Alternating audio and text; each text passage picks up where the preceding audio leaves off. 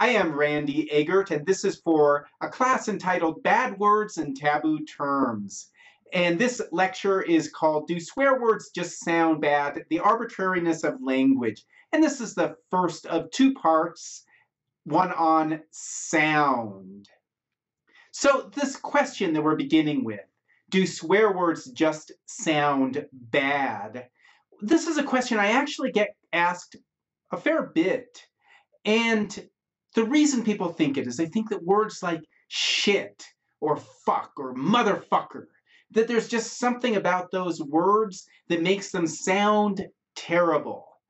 And we can think about it, right? So some people are really good at saying those words. So think about the guy from The Wire, that congressman from The Wire who says shit in that special way. I won't even try to do it. Or the way that Samuel Jackson can say motherfucker, right? They say it really well. But the thing is that there's nothing special about those sounds that lend it to it. It's just that those actors are good at saying words, and they could say any words and they would sound good or they would sound bad, however they want to. And that's just the fact, is that words are just sounds. So the question we've got to ask is, what is sound? Well, the answer to that's pretty easy. Sound is just waves, vibrations in the air, right? So compressions in the air, and that's it. So the next question is, where do speech sounds originate? And, well, the smart-ass answer is from our mouths. But that smart-ass answer isn't actually all that smart, because it's not the truth.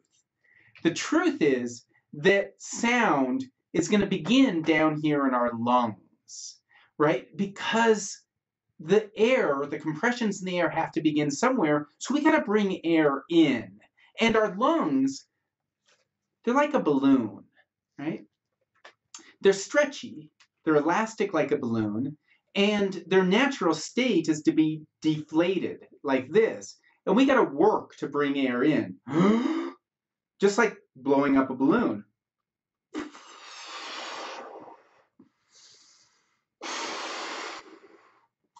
Right? So it takes a lot of work to blow up the balloon, but it doesn't take much work to let the air out.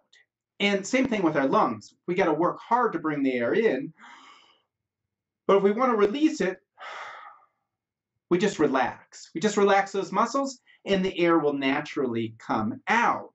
And what that means then is that in terms of speech, our sounds are going to come outwards. The air is going to be coming out of our bodies rather than into our bodies. Now, it is possible to make speech sounds bringing it in. Some people can do it. You can talk like this. But it's really hard to talk like that. Right? It's much easier to control the flow outward than it is to control the flow inward. Think about doing a pull-up. It's kind of the same idea, right? It's easy to come down from the pull-up. You just let yourself down. But it takes more work to come up, and we can't control the speed as we do the pull-up as easily as we can control the speed going down, right? So the natural state of the lungs is to be deflated, and so we control the rate at which it leaves, and by doing that, we can make some sound. So let me show you.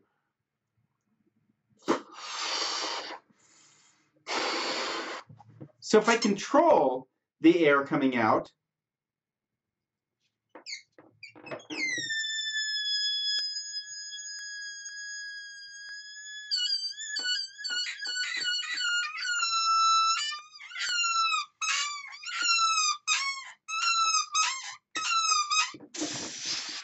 then I can make some sounds with it. Some kind of weird sounds, but sounds, right? And with our mouths, what we can do is shape that air that's coming out. Now, if we just let it out in a big rush, it's just going to be noise. Right? That's just white noise coming out of our mouths. White noise is just chaos, right? There's no organization to it. But by manipulating our vocal tract, we can manipulate the sound the same way that I manipulated the sound rushing out of that balloon and made that nice high-pitched noise. So we can do the same thing. The first thing we do is we've got our larynx. And our larynx has our vocal folds. Sometimes you might hear vocal cords. That kind of reminds you of like the guitar strings, but that's not very accurate. Really, the vocal folds are just a bunch of muscles there. And so they vibrate in much the same way that I made the balloon vibrate. See if I can do it again.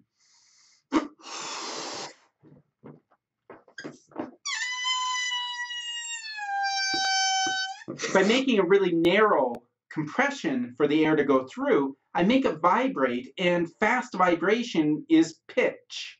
And so by vibrating those vocal folds, by closing them off a bit, making them really tight, they vibrate like this, and we can make pitch. So I can't sing very well, but I'll do a high pitch,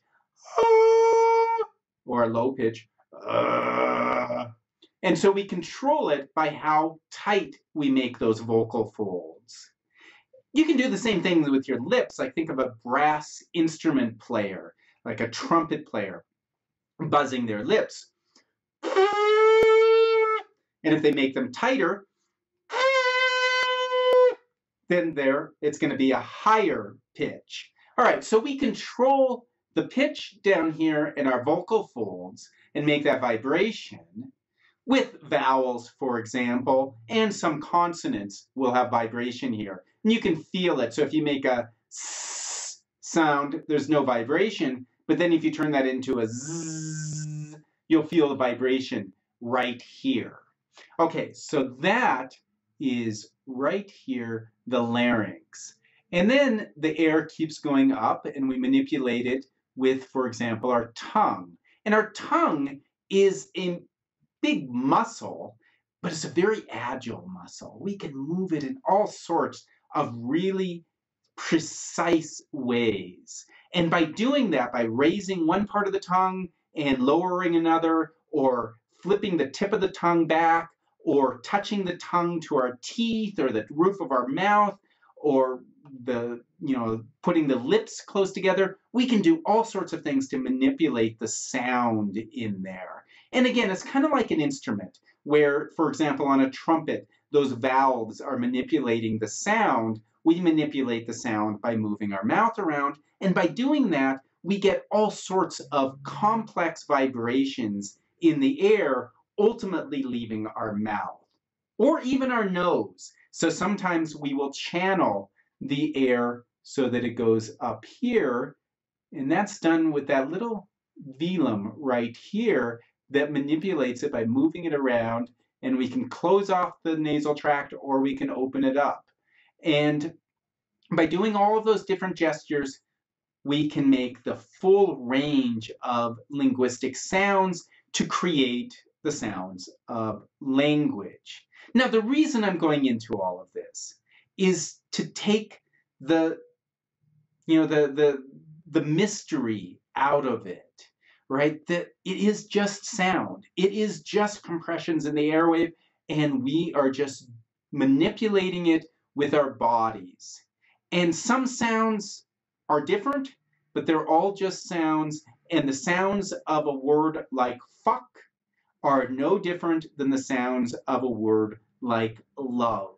They're all made by our vocal tracts, and it's just an accident of history that some sounds are forbidden in combination. Notice that all of the sounds of fuck are found in other words that are perfectly fine, like funk. But when they're in that precise combination of fuck instead of cuff. So cuff is fine, fuck is not fine. It's that particular combination that we've forbidden. It's not the sounds themselves that we've forbidden.